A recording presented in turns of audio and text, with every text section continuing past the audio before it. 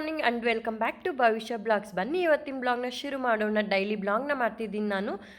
ಮಾರ್ನಿಂಗಿಂದನೇ ಬ್ರೇಕ್ಫಾಸ್ಟಿಂದನೇ ಈ ಬ್ಲಾಗ್ನ ನಾನು ಸ್ಟಾರ್ಟ್ ಮಾಡ್ತಾ ಇದ್ದೀನಿ. ಇವತ್ತಿನ ದಿನ ತುಂಬಾ ಬ್ಯುಸಿ ದಿನ ಅಂತಲೇ ಹೇಳ್ಬೋದು. ಇಡೀ ದಿನ ನನ್ನ ಬ್ಯುಸಿ ರುಟೀನ್ ಹೇಗಿರುತ್ತೆ ಅಂತ ನಿಮ್ಮಲ್ಲಿ ಶೇರ್ ಮಾಡ್ತಾ ಇದ್ದೀನಿ. ಇವಾಗ ನಾನು ಮಾರ್ನಿಂಗ್ ಆಗಿದೆ, ಬ್ರೇಕ್ಫಾಸ್ಟ್ಗೆ ನಾನು ಖಾರ ಪೊಂಗಲ್ ಮಾಡ್ತಾಯಿದ್ದೀನಿ. ಅಂದರೆ ನನ್ನ ಮಗಳಿಗೆ ಯಾಕೋ ಗೊತ್ತಿಲ್ಲ, ಅವಳಿಗೇನಾದರೂ ಟ್ರಾವೆಲ್ ಮಾಡಿದ್ರೆ ಸಾಕು, ಎಲ್ಲಾದರೂ ಈ ರೀತಿ ಊರಿಗೆಲ್ಲ ಹೋಗಿ ಬಂದರೆ ಸಾಕು, 3-4-5 ಡೇಸ್ ಅವಳಿಗೆ ಹುಷಾರು ತಪ್ಪಿಬಿಡ್ತಾಳೆ. ಜ್ವರ ಬರುತ್ತೆ, ಹಾಗೆಯೇ ಕೋಲ್ಡ್ ಕೂಡ ಆಗುತ್ತೆ.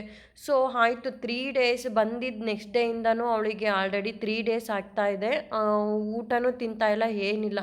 ಸೊ ಅವಳಿಗೆ ಅಂತಲೇ ಇವತ್ತು ಸ್ಮೂತಾಗಿ ಚೆನ್ನಾಗಿ ಬೆಣ್ಣೆ ಥರ ಬರಲಿ ಅಂತ ಸ್ವಲ್ಪ ಮೂಂಗ್ ದಾಲು ಮತ್ತು ರೈಸ್ನ ನಾನು ಜಾಸ್ತಿ ನೀರಲ್ಲಿ ಒಂದು 3-4 ವಿಷಲ್ ಕೂಗಿಸಿ ಚೆನ್ನಾಗಿ ಸ್ಮ್ಯಾಶ್ ಮಾಡಿ ತುಪ್ಪದಲ್ಲಿ ಒಗ್ಗರಣೆ ಹಾಕಿದ್ದೀನಿ. ಮೆಣಸು, ಜೀರಿಗೆ, ತುಪ್ಪ, ಕರಿಬೇವಿನ ಸೊಪ್ಪು ಹಾಕಿ ಖಾರ ಕೂಡ ಕಮ್ಮಿ ಮಾಡಿದ್ದೀನಿ ಅವಳಿಗೆ ಅಂತಲೇ. ಸೊ ಅವಳು ಊಟ ತಿಂತಾ ಇಲ್ವಲ್ಲ, ಹೀಗಾದರೂ ಮಾಡಿದ್ರೆ ತುಂಬ ಸಾಫ್ಟಾಗಿರುತ್ತಲ್ಲ, ತಿಂತಾಳೇನೋ ಅಂತ ಟ್ರೈ ಮಾಡ್ತಾಯಿದ್ದೀನಿ. ನೋಡಬೇಕು, ಏನು ಮಾಡಿದ್ರು ಏನು ಕೊಟ್ಟರು ಅವಳಿಗೆ ಅಂತಲೇ ಸಾಫ್ಟೇ ಮಾಡ್ತಾಯಿದ್ದೀನಿ. ಇಡ್ಲಿ ಈ ರೀತಿಯೇ ಮಾಡ್ತಾಯಿದ್ದೀನಿ. ಯಾಕೋ ಗೊತ್ತಿಲ್ಲ, ಅವಳಿಗೆಲ್ಲಾದರೂ ಹೋಗಿ ಬಂದ್ವಿ ಅಂದರೆ ಸಾಕು ಹುಷಾರು ತಪ್ಪಿರ್ತಾಳೆ. ಸೊ ಬನ್ನಿ ಇವಾಗ ಸರ್ವ್ ಮಾಡಿ ಮೊದಲು ಅವಳಿಗೆ ಬ್ರೇಕ್ಫಾಸ್ಟ್ ತಿನ್ಸೋಣ, ಆಮೇಲೆ ನಮ್ಮ ಬ್ರೇಕ್ಫಾಸ್ಟು, ಓಕೆನಾ? ಬನ್ನಿ ಇವಾಗ ಸರ್ವ್ ಆಯ್ತಲ್ಲ, ಅವಳಿಗೆ ತಿನ್ಸೋಣ. ಮಕ್ಕಳಿಗೆ ಏನೋ ಗೊತ್ತಿಲ್ಲ, ಈ ರೀತಿ ಆಗಿಬಿಟ್ರೆ ಅಂತೂ ನಮಗೆ ಅಮ್ಮನ ತಾಯಂದಿರಿಗೆ ತುಂಬಾ ಬೇಜಾರಾಗುತ್ತೆ. ಹುಷಾರು ತಪ್ಪಿ ಊಟ ಮಾಡದೆ ಏನಾದರೂ ಇತ್ತು ಅಂದರೆ ನನಗಂತೂ ಟೆನ್ಷನ್. 2 ದಿನ ಆಯಿತು ಅವಳು ಸರಿಯಾಗಿ ಊಟ ಮಾಡ್ತಿಲ್ಲ ಅಂದರೆ ಫುಲ್ ಟೆನ್ಷನ್ನು. ಅವಳಿಗೇನಾದರೂ 3-4 ಡೇಸ್ ಈ ಥರ ಏನಾದರೂ ಹುಷಾರು ತಪ್ಪಿದ್ಲು, ಊಟ ಸರಿಯಾಗಿ ತಿಂದಿಲ್ಲ ಅಂದರೆ ಕಣ್ಣೆಲ್ಲ ಒಳಗೆ ಹೋಗೋ ಥರ ಆಗುತ್ತೆ. ನಾನು ಕರೆದ್ರೆ ಬರಲಿಲ್ಲ. ಸೊ ಅವ್ರ ಪಪ್ಪ ಇವಾಗ ಕರಿತಾ ಇದ್ದಾರೆ, ಬಾ ಊಟ ಮಾಡಿಸ್ತೀನಿ ಅಂತ. ಏನು ಅಂದರೆ ನಾನು ಅವಳಿಗೆ ಪ್ಲೇಟ್ಗೆ ಹಿಂಗೆ ಹಾಕ್ಕೊಂಡು ಅವಳು ಮುಂದೆ ತೊಗೊಂಡು ಹೋದರೆ ಸಾಕು, ಊಟ ಏನಾದ್ರೂ ನೈ ಬೇಡ ಬೇಡ ಅಂತ ಹೇಳ್ತಾಳೆ. ಅದು ಏನೋ ಗೊತ್ತಿಲ್ಲ, ದೃಷ್ಟಿ ಎಲ್ಲ ತೆಗೆದ್ರು ಅಮ್ಮನ ಕೈಲಿ. ಹಾಗೆ ಅವಳು ಕತ್ತಿಗೆ ಒಂದು ದರ್ಗಾಗೆ ಹೋಗಿ, ಅದೇ ಮುಸ್ಲಿಮ್ ದರ್ಗಾ ಇರುತ್ತಲ್ಲ ಅಲ್ಲಿಗೆಲ್ಲ ಹೋಗಿ ಏನೋ ಅದೊಂದು ಕಟ್ಟಿಸ್ಕೊಂಬಂದು ಅವರ ಅಜ್ಜಿ ಕೂಡ ಅದನ್ನೆಲ್ಲ ಮಾಡಿದ್ರು. ಗೊತ್ತಿಲ್ಲ ಏನಕ್ಕೆ ಅಂತ. ಊಟ ತುಂಬಾ ಕಂಪ್ಲೀಟ್ ಊಟ 3 ಡೇಸಿಂದ ಬರೀ ಬಿಟ್ಬಿಟ್ಟಿದ್ದಾಳೆ, ಬರೀ ಹಾಲು ಕುಡ್ಕೊಂಡಿದ್ದಾಳೆ. ಇವಾಗ ನಾನು ನೋಡಬೇಕು, ಕೂಸಿ ಮಾಡಿ ಅವಳಿಗೆ ಟಿಫನ್ ತಿನ್ಸೋಣ ಅಂತ. ಹಾಗೆ ಪಕ್ಕದ ಮನೆಯವರು ನಾನು ಗ್ರಾಸರಿ ತರಕ್ಕೆ ಹೋಗಬೇಕು ಅಂತಿದ್ರು. ಸೊ ನಾನು ಅವರಿಗೆ ಡಿಮಾರ್ಟ್ ಹೋಗೋಣವಾ, ನಮಗೂ ಗ್ರಾಸರಿ ಇಲ್ಲ, ಮಂತ್ಲಿ ಗ್ರಾಸರಿ ತರಬೇಕು ಅಂತ ಹೇಳಿ ಅವ್ರಿಗೆ ಹೇಳಿದೆ. ಸೊ ಓಕೆ, ಟಿಫನ್ ಮಾಡ್ಕೊಳ್ಳಿ, ಬೇಗ ಹೋಗೋಣ ಅಂತ ಹೇಳಿದ್ರು. ಇವಾಗ ಭವಿಷ್ಯಂಗೆ ಫೋನೆಲ್ಲ ತೋರಿಸಿ ಅವ್ರ ಪಪ್ಪ ನಾನು ಕೂಸಿ ಮಾಡಿ ಮಾರ್ನಿಂಗ್ 9 o'clock ಆಗಿದೆಯೇನೋ, ಇಷ್ಟು ಬೇಗ ನಾವು ಡಿಮಾರ್ಟ್ ಹೋಗ್ತಾ ಇದ್ದೀವಿ. ಯಾಕಂದರೆ ಫುಲ್ ರಶ್ ಇರುತ್ತೆ ಸಂಡೇ. ಸೊ ನಮಗೆ ಸಂಡೇನೇ ಫ್ರೀ ಇರೋದು. ಸೊ ಇವತ್ತು ಬೇಗ ಹೋಗ್ತಿದ್ದೀವಿ. ನಡಿ ಬೇಗ ನಡಿ, ಡಿಮಾರ್ಟ್ ಸಂಡೇ ಟ್ರಿಪ್. क्यों ऐसा फाइट देखो, कार सीट को फाइट. सेंटर आपका पास. ಡಿ ಮಾರ್ಟ್ಗೆ ನಮ್ಮ ಥರ ಹೋಗೋರು ಇದೇ ಫಸ್ಟ್ ಅನ್ಸುತ್ತೆ. ಅರ್ಲಿ ಮಾರ್ನಿಂಗ್ 9 o'clock ಕಾರಲ್ಲಿ. ಇಲ್ಲಿ ನೋಡಿ ಚೋಟಾ ಬಚ್ಚಾ 7 o'clock गई, फटाफट लेके आ जाते बोलता हूँ 8 o'clock. ಸೊ ಇವಾಗ ನಾವು ಬಂದು ರೀಚ್ ಆದ್ವಿ. ಕಾರ್ ಪಾರ್ಕಿಂಗ್ ಮಾಡಿ ಬ್ಯಾಗ್ಸ್ ಎಲ್ಲ ತೊಗೊಂಡು ಭವಿಷ್ಯನ ಕೂಡ ಎತ್ಕೊಂಡೆ ನಾನು. ಹೊರಡ್ತಾ ಇದ್ದೀವಿ. ಮಾರ್ನಿಂಗ್ ನೋಡಿ ಕಾರ್ ಪಾರ್ಕಿಂಗಲ್ಲೇ ನಾನು ಜಾಸ್ತಿ ವೆಹಿಕಲ್ಸ್ ಇರಲಿಲ್ವಲ್ಲ, ಸೊ ರೈಟ್ ಟೈಮ್ಗೆ ಬಂದಿದ್ದೀವಿ. ರಶ್ ಇರಲ್ಲ ಇವತ್ತು ಅನ್ಕೋತಾ ಇದ್ದೀನಿ. ವೀಕೆಂಡಲ್ಲಿ ತುಂಬಾ ರಶ್ ಇರುತ್ತೆ. ಸೊ ದಟ್ ನಾವು ಬೇಗನೆ ಬಂದುಬಿಟ್ವಿ. ಇವತ್ತು ಗ್ರಾಸರಿ ಬೇರೆ ತುಂಬಾ ಎಲ್ಲ ಖಾಲಿ ಎಂಟಿ ಅನ್ನಿಸ್ತಿತ್ತು. ನನಗೇನು ಅಂದರೆ 1-2 ವಸ್ತು ಇಲ್ಲ ಅಂದರೆ ಸಾಕು, ಅಯ್ಯೋ ಎಲ್ಲ ಇಲ್ಲವೇನೋ ಮನೇಲಿ ಗ್ರಾಸರಿ ಅನ್ನೋ ಫೀಲ್ ಸ್ಟಾರ್ಟ್ ಆಗುತ್ತೆ. ಅದೇನೋ ಗೊತ್ತಿಲ್ಲ. ಈಗೇನಾದರೂ ನಾನು ಇವಾಗ ಪೊಂಗಲ್ ಮಾಡ್ತಾಯಿದ್ದೀನಿ ಅಂದ್ಕೊಳ್ಳಿ, ಅದಕ್ಕೆ ಮಾಡಬೇಕಾದ್ರೆ ಒಂದು ಸ್ವಲ್ಪ ಮೆಣಸು ಜೀರಿಗೆನ ಕಮ್ಮಿ ಖಾಲಿ ಆಯಿತು ಡಬ್ಬ ಅಂತ ಏನಾದರೂ ನೋಡಿಬಿಟ್ರೆ ಸಾಕು, ನನಗೆ ಗ್ರಾಸರಿ ತರಬೇಕು ಅನ್ನೋ ಥರ ಫೀಲ್ ಆಗುತ್ತೆ. ಸೊ ಇವತ್ತಿನ ಗ್ರಾಸರಿ ಬೆಳಗ್ಗೆ ಬ್ರೇಕ್ಫಾಸ್ಟ್ಗೆ ನಾನು ಡಯಟ್ ಮಾಡ್ತಿರೋದ್ರಿಂದ ಮ್ಯೂಸ್ಲಿ ಲಾಸ್ಟ್ ಟೈಮ್ ತೊಗೊಂಡಿದ್ದೆ ಡ್ರೈ ಫ್ರೂಟ್ಸ್ನ. ಈ ಸತಿ ಬೇರೆ ತೊಗೊಳ್ಳೋಣ ಅಂತ ಹೇಳ್ಬಿಟ್ಟು ಕಾರ್ನ್ಫ್ಲೇಕ್ಸ್ ತೊಗೋತಾ ಇದ್ದೀನಿ ನಾನು.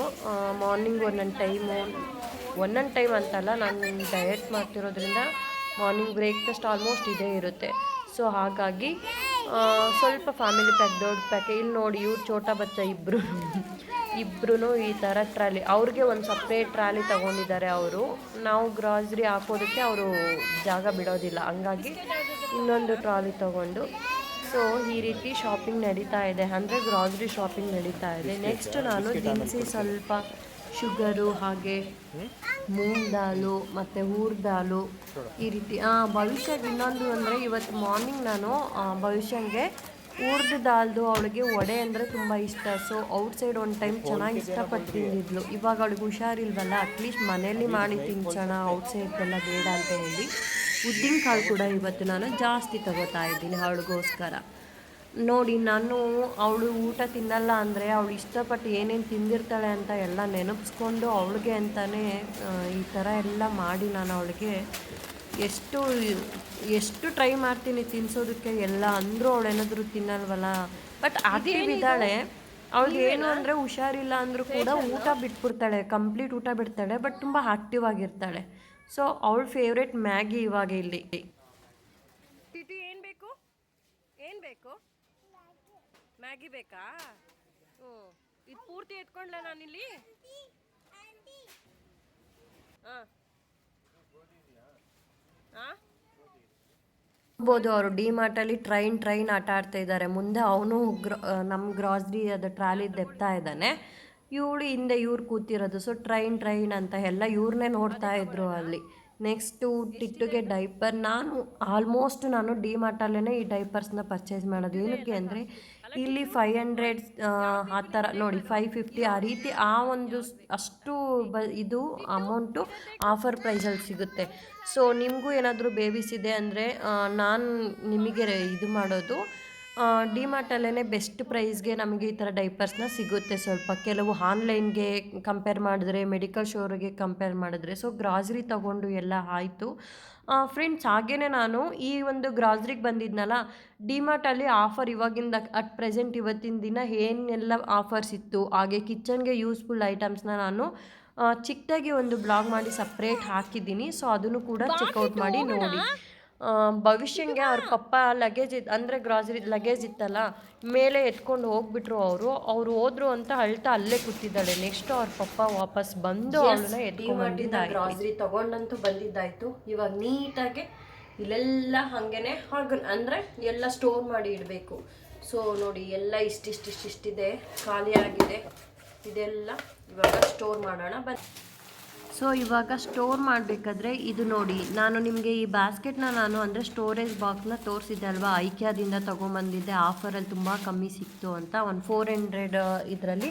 ಹಾಗೂ ವೀಲ್ಸ್ ಕೂಡ ಇದೆ ಅಂತ ಹೇಳಿದ್ನಲ್ಲ, ತುಂಬಾ ಯೂಸ್ಫುಲ್ ಆಗ್ತಾ ಇದೆ ನನಗೆ. ಈ ಥರ ಏನಾದರೂ ಟೆಟ್ರಾ ಪ್ಯಾಕು, ಆಮೇಲೆ ನಾನು ಏನಾದರೂ ಈ ಥರ ಪ್ಯಾಕ್ಸ್ಗಳನ್ನೆಲ್ಲ ಈಗ ಸ್ವಲ್ಪ ಸ್ಟೋರ್ ಮಾಡಿಡಬೇಕು ಅನ್ನೋ ಥರ ಇರೋದನ್ನೆಲ್ಲ ಈ ರೀತಿ ಇದ್ರೊಳಗೆ ನಾನು ಸ್ಟೋರ್ ಮಾಡಿಡ್ತೀನಿ.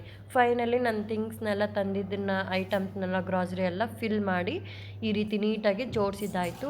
ನೆಕ್ಸ್ಟ್ ನಾನಿವಾಗ ಲಂಚ್ಗೆ ಇವತ್ತು ನಾನು ಕಡಲೆಕಾಳು ಬಟಾಣಿ ಸಾಂಬಾರು, ಅಂದರೆ ಆಲೂಗೆಡ್ಡೆ, ಕಡಲೆಕಾಳು ಬಟಾಣಿ ಮಸಾಲ ಸಾಂಬಾರು ಮಾಡಿ ಜೊತೆಗೆ ರೈಸ್ ಕೂಡ ಮಾಡ್ಕೊಳ್ಳೋಣ ಅಂತ ಹೇಳಿ ಇವಾಗ ಮಾಡ್ತಾಯಿದ್ದೀನಿ. ಸೊ ಮಾರ್ನಿಂಗ್ ಬ್ರೇಕ್ಫಾಸ್ಟ್ ಮಾಡಿದ್ದಾಯಿತು, ಗ್ರಾಸರಿ ತೊಗೊಂಬಂದಿದ್ದಾಯಿತು. ಇವಾಗ ಲಂಚ್ ಕೂಡ ಪ್ರಿಪೇರ್ ಮಾಡ್ತಾ ಇದ್ದೀನಿ. ಹಾಗೆ ಗ್ರಾಸರಿ ತೊಗೊಂಬಂದಿದ್ದನ್ನು ಸೆಟಲ್ ಮಾಡಿದ್ದಾಯಿತು. ನೋಡಿ ಎಷ್ಟು ಬ್ಯುಸಿ ಇರುತ್ತೆ ಅಂದರೆ ದಿನ ನಮ್ಮದು ಹೀಗಿರುತ್ತೆ. ಎಷ್ಟೇ ಕೆಲಸ ಮಾಡಿದ್ರೂ ಇನ್ನೂ ಕೆಲಸ ಇದೆ ಅನ್ನೋ ಥರನೇ ಇರುತ್ತೆ. ಸೊ ಇವಾಗ ಲಂಚ್ ಆದಮೇಲೆ ನೆಕ್ಸ್ಟ್ ನಾನು ಹೋಗ್ತೀನಿ. ನಾನು ಇವತ್ತಿನ ಲಂಚಲ್ಲಿ ಉದ್ದಿನ ವಡೆ ಕೂಡ ಮಾಡ್ತಾಯಿದ್ದೀನಿ. ಇದು ಕೂಡ ಭವಿಷ್ಯಗೆ ಅಂತಲೇ, ಅವಳಿಗೆ ಈ ಥರ ಫ್ರೈಡು ಔಟ್ಸೈಡ್ ಒಂದು ಟೈಮ್ ಈ ಥರ ವಡೆನ, ಉದ್ದಿನ ವಡೆ ಎಸ್ಪೆಷಲಿ ತುಂಬ ಇಷ್ಟಪಟ್ಟು ತಿಂದಿದ್ಲು. ಸೊ ಇದನ್ನು ಕೂಡ ಟ್ರೈ ಮಾಡೋಣ ಅಂತ ಅದು ಕೂಡ ಮಾಡ್ತಾಯಿದ್ದೀನಿ. ಹಾಗೆ ಇವಾಗ ಅಡುಗೆ ಮಾಡಿದ್ಮೇಲೆ ತುಂಬಾ ಪಾತ್ರೆಗಳು ನನಗೆ, ನಾನೇನಾದರೂ ಅಡುಗೆ ಮಾಡ್ತಾಯಿದ್ದೀನಿ, ಅದರಲ್ಲೂ ಇವಾಗ ವಡೆ ಮಾಡಿದೆ, ಸಾಂಬಾರು ಮಾಡಿದೆ, ರೈಸ್ ಮಾಡಿದೆ ಅಂದರೆ ಅದು ಮಾಡೋದಕ್ಕೆ ಮಿಕ್ಸಿ ಜಾರು, ಆ ಬೌಲ್ಸ್ ಇರ್ಬೋದು, ಆ ಕಲಸಿದ್ದು ಹಿಟ್ಟು ರುಬ್ಕೊಂಡಿದ್ದು ಎಲ್ಲ ತುಂಬಾ ವೆಸಲ್ಸ್ ಕೂಡ ಕಲೆಕ್ಟ್ ಆಯಿತು. ಸೊ ನೀಟಾಗಿ ಅದನ್ನು ಕೂಡ ಆವಾಗಲೇ ವಾಶ್ ಮಾಡೋಣ ಅಂತ ನೋಡಿ. ಇವಾಗ ಬ್ರೇಕ್ಫಾಸ್ಟ್ ಆದಮೇಲೆ ಲಂಚ್ ಮಾಡಾದಮೇಲೆ ಈಗ ಮತ್ತೆ ಪಾತ್ರೆಗಳ್ನ ಕ್ಲೀನ್ ಮಾಡ್ತಾಯಿದ್ದೀನಿ. ಸೊ ಹೀಗೆ ಒಂದು ಬ್ಯಾಕ್ ಟು ಬ್ಯಾಕ್ ಇವತ್ತು ತುಂಬಾ ಬ್ಯುಸಿ ಡೇ ಅಂತಲೇ ಹೇಳ್ಬೋದು. ಇವಾಗ ನಾನು ಪಾತ್ರೆ ವಾಶ್ ಮಾಡಿಕೊಂಡು ನೆಕ್ಸ್ಟ್ ಏನು ಮಾಡ್ತೀನಿ ನೋಡಿ.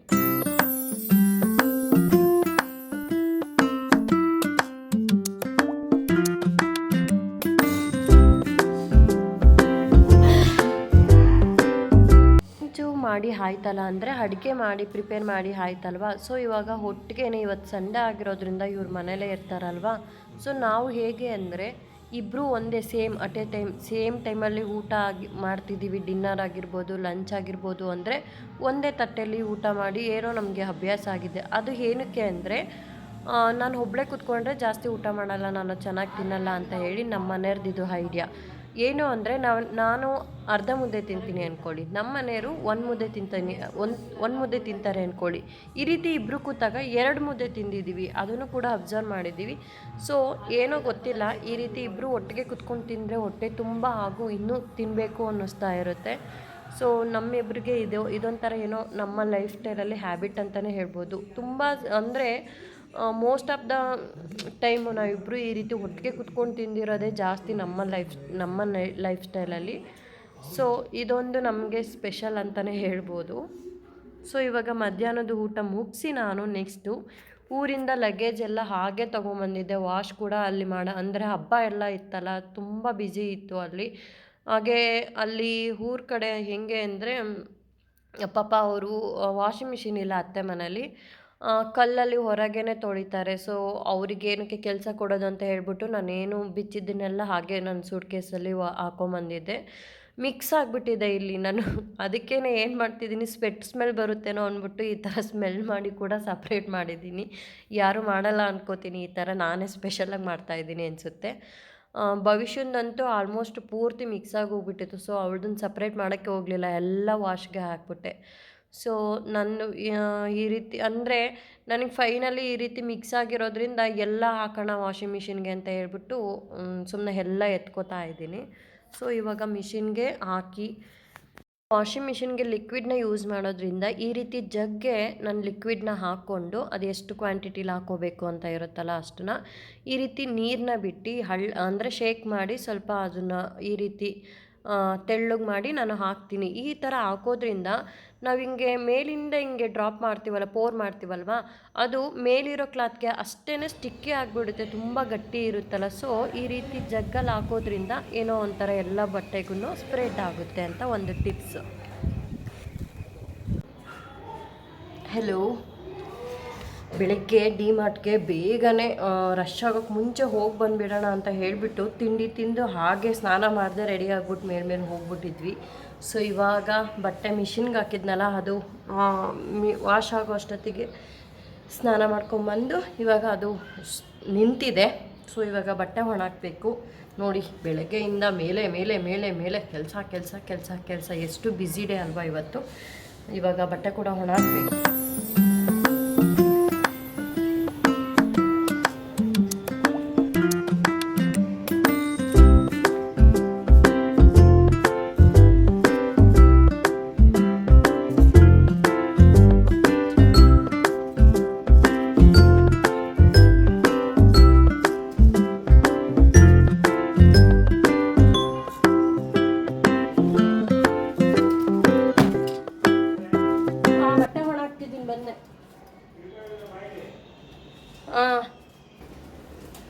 ಅವರಪ್ಪ ಸ್ನಾನ ಮಾಡ್ತಾಯಿದ್ರು, ಇವಳಿಗೂ ಹಾಗೆ ಮಾಡಿ ಕಳಿಸಿದ್ದಾರೆ.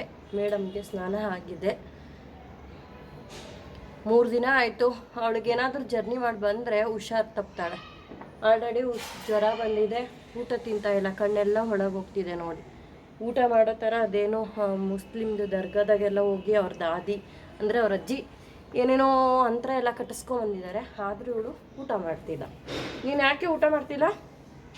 ಹಾಂ, ಮಮ್ಮಮ್ಮ ಏನಕ್ಕೆ ತಿಂತಿಲ್ಲ ನೀನು? ಹಾಂ, ಎಷ್ಟು ಸಣ್ಣ ಆಗಿದೆಯಾ ನೋಡು ಮಮ್ಮು ತಿಂದೆ. ಏನು ಬೇಕು ನಿಂಗೆ? ಹಾಂ, ಸ್ವೀಟ್ ಬೇಕಾ? ಸರಿ, ಕೊಡ್ತೀನಿ, ನಡಿ ಹೋಗೋಣ.